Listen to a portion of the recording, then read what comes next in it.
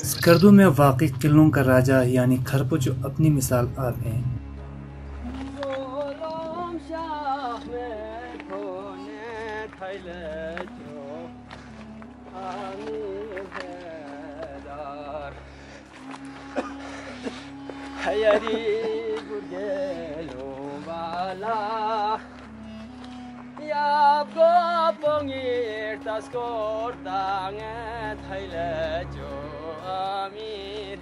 تاریخی قلعے کو مقپون خاندان کے نامور راجہ بخا نے بنوایا تھا۔ اسی راجہ نے اسکردو شہر بھی آباد کیا تھا۔ یوں قلعہ خرپوچو اور اسکردو ہم عمر و ہم ازل ہے۔ اسکردو شہر پھیلتا پھیلتا بہت دور نکل گیا، جبکہ خرپوچو لمتاوجہی کے غم سینے سے لگائے اپنے ہی ڈیر میں گم ہوتا جا رہا ہے۔ آج کل اس کے صدر دروازے کے ساتھ والی دیوار پر انگریزی حروف میں لکھا خرپوچو دور ہی سے نظر آتا ہے۔ بخا مقپون کے بعد کے حکمرانوں نے بھی عصر ضروریات اور اپنی مزاج کے مطابق اس کو وسعت دی اور اسے مضبوط سے مضبوط تر بنایا۔ کسی زمانے میں یہ قلعہ ناقابل تسخیر تھا۔ خرپوچو نے بہت سے حملہ کو واپس جانے پر مجبور کیا۔ علی شیر خان انچن کی دور میں اس قلعے کو بہت زیادہ توسیع کی گئی۔ قلعے کے درمیان ایک 7 منزلہ محل تعمیر کیا گیا۔ اس محل کے سامنے پانی کا حوض تھا جو ہمیشہ لبالب بھرا رہتا تھا۔ خوراک ذخیرہ کرنے اور اسلحہ رکھنے کے لیے پہاڑ کاٹ کر کمرے بنائے گئے تھے۔ ایک عالیشان مسجد، سپاہیوں کے رہنے کے لیے بیرکیں اور زندان بھی یہاں موجود تھے۔ قلعے کی حفاظت کے لیے مختلف مقامات پر مورچوں کا اعلیٰ انتظام موجود ہے۔ مورچوں اور چوکیوں پر مسلح پہرےدار اس زمانے کی جدید ہتھیاروں سے لیس ہم وقت پہرے پہ معمور رہتے تھے۔ خرپوچو کا صدر دروازہ سنگستاؤ کہلاتا تھا۔ کہا جاتا ہے کہ اس پہ شیر کی تصویر کندہ تھی۔ جب دروازہ بند ہوتا تو یہ شہر بہت ہیبت ناک دکھائی دیتا تھا۔ یہ دروازہ بہت مضبوط تھا۔ یہاں حفاظت کی دیگر خاطر خواہ انتظامات بھی موجود تھے۔ خرپوچو تک آنے کا باقاعدہ راستہ موجود نہیں تھا۔ مقامی روایت کے مطابق زیر زمین سرنگوں کے ذریعے قلعہ تک آمد رفت ہوتی تھی۔ جب علی شیر خان انچن گلگت تا چترال کی مہم پر گیا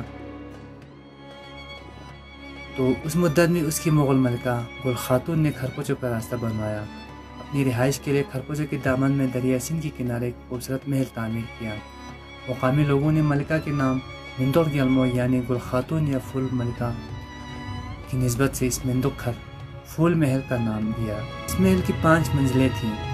اس میں جو بھی کام دیکھنے سے تعلق رکھتا تھا، جبکہ مختلف اقسام کے سنگ مرمر کا استعمال اس قرینے سے کیا گیا تھا کہ دیکھنے والے حیرت میں مبتلا ہو جاتے تھے۔ اس محل کے سامنے موجود باغ اپنی حیت کی وجہ سے ہلال باغ کہلاتا تھا۔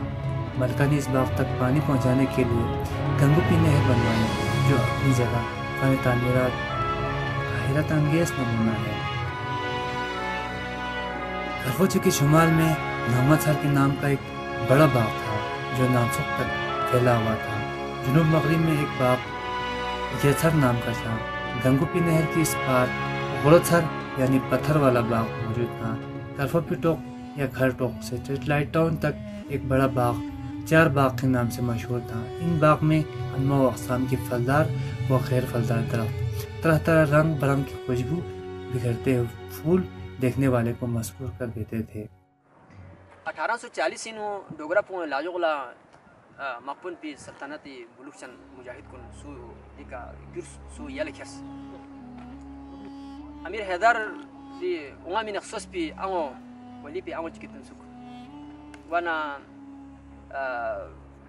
دے آنگو لا لیگی دوخ سے سنیلا تان اون سنا دی رگشا شعبی نتی تاریخ بلتی تاریخ ہے دیکا ڈوگرا پون لاجوغلا سک پسون دیکا آماگر سک ستاس وانس کون سیرا وانا آنگو لا لیگی دوخ سنا چین دین نامجو تون ظلم شخمت تونه تله جو امیر هدر جان چوک پاره یدنا nga bala ango nga goningo ango skori le جو امیر هدر یاری غودی چاری کا یاب کا پنگیر تاسکور دانگه تایله جو امیر Tarih cezbasyon düşmani cade kerele ço amir hedar